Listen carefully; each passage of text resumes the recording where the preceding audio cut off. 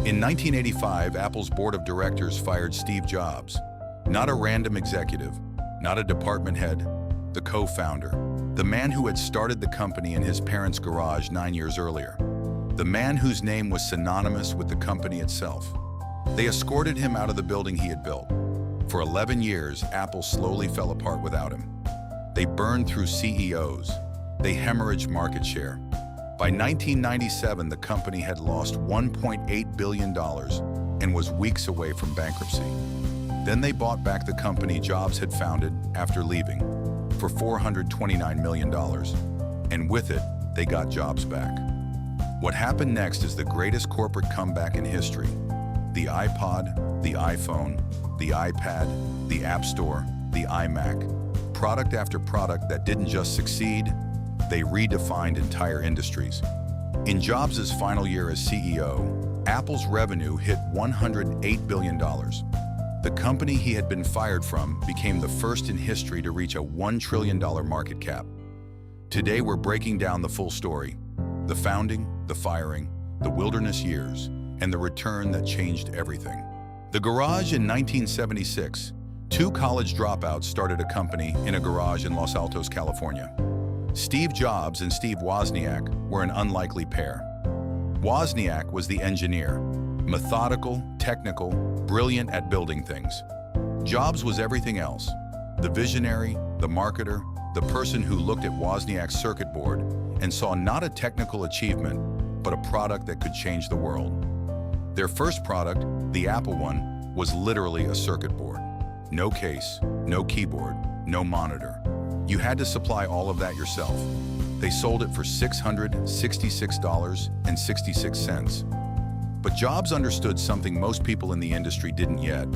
Personal computers weren't going to be bought by engineers and hobbyists forever. They were going to be bought by everyone.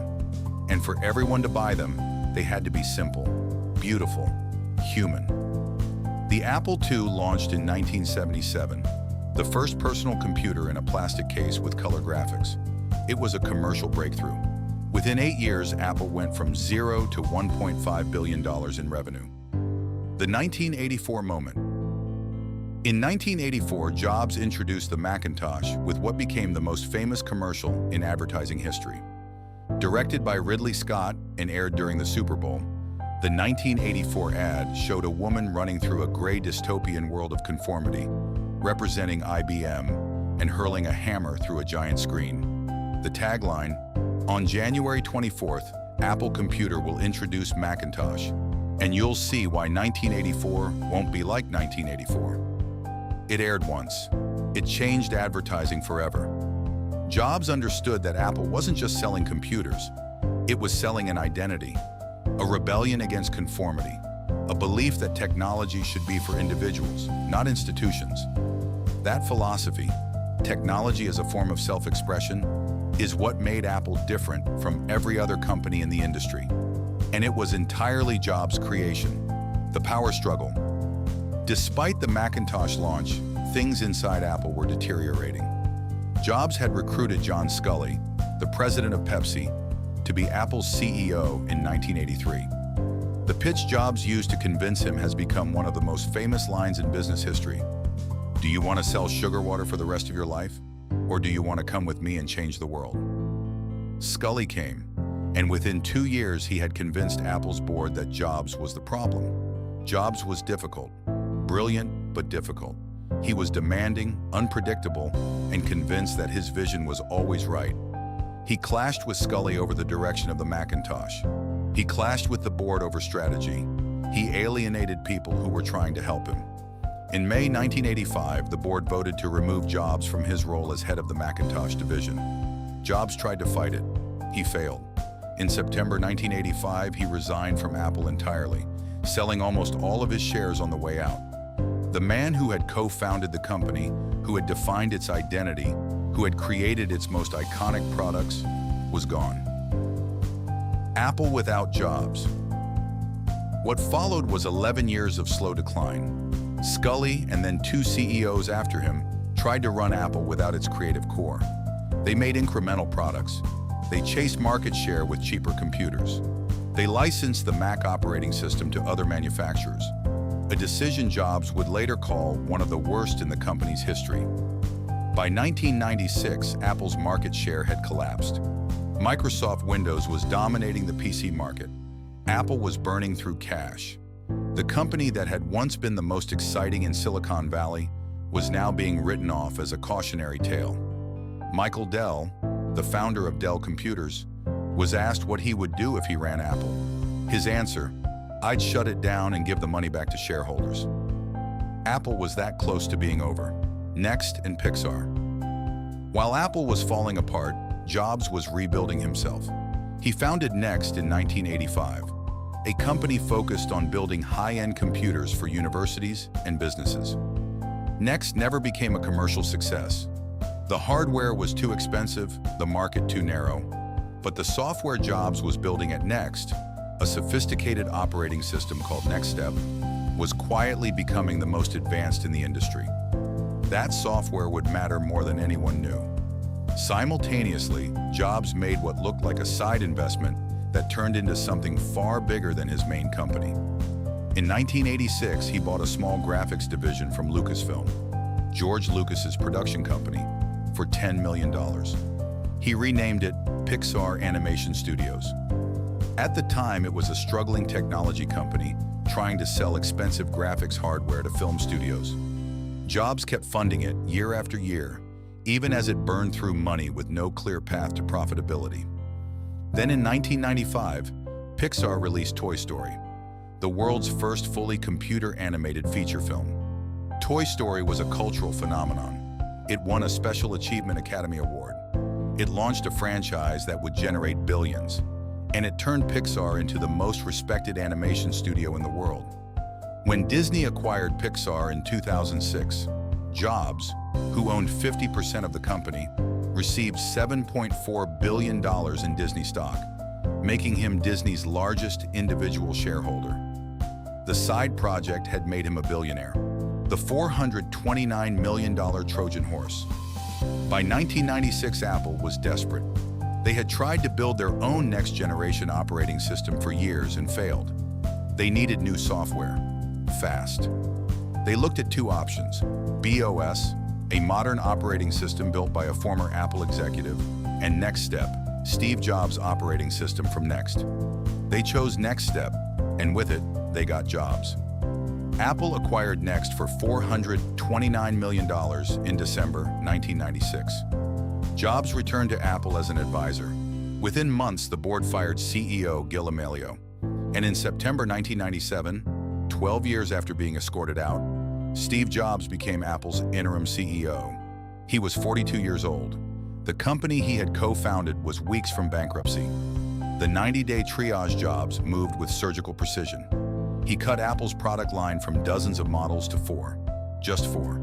A consumer desktop, a professional desktop, a consumer laptop, a professional laptop. Everything else was canceled. He ended the Mac clone licensing program, the one that had been diluting Apple's brand for years.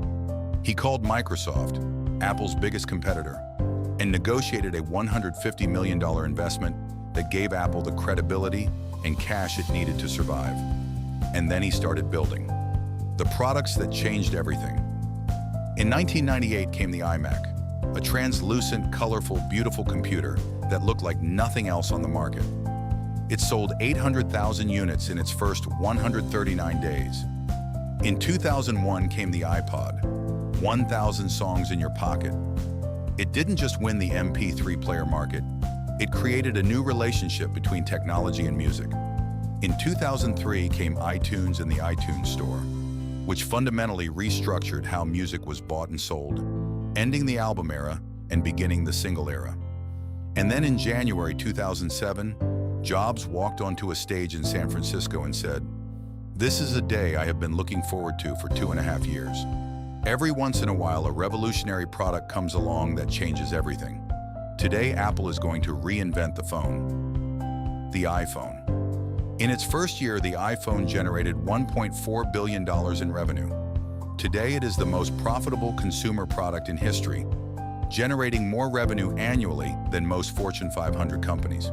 The numbers. When Jobs returned in 1997, Apple's revenue was $7 billion, and the company was losing money. In his final year as CEO in 2011, revenue hit $108 billion.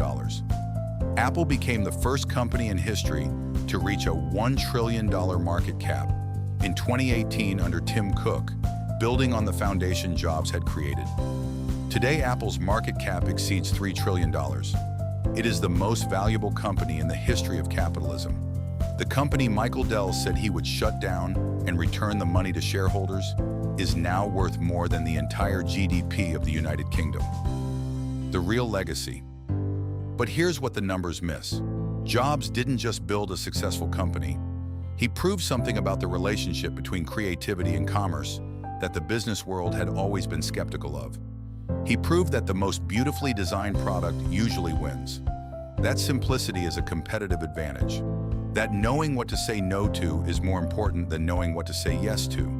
That a company with a clear sense of identity can charge more, sell more, and inspire more loyalty than any competitor with superior specs. Every tech company that obsesses over design today, every founder who talks about product simplicity, brand identity, and user experience, is working from a playbook that Steve Jobs wrote. 3 lessons every founder should take from Apple. 1. Being fired from your own company is not the end. It took Jobs 11 years in the wilderness to come back. Those 11 years, next, Pixar, the lessons learned, made him the leader Apple needed when he returned. 2. Simplicity is the hardest thing to build. Jobs cut Apple from dozens of products to 4. That focus, saying no to almost everything, is what created the space for the iPhone to exist. 3. Identity is a moat. Apple doesn't just sell products, it sells a worldview. People don't buy iPhones because of the specs. They buy them because of what owning one says about them. That kind of brand loyalty can't be copied. It can only be built, slowly, deliberately, over decades. Steve Jobs was fired from the company he built, spent 11 years being ignored, came back, and built the most valuable company in the history of the world. The wilderness wasn't a detour, it was the education. Drop in the comments which company you want us to break down next. We read every single one, and if this breakdown was useful, subscribe. New case study every week on Stack and Scale.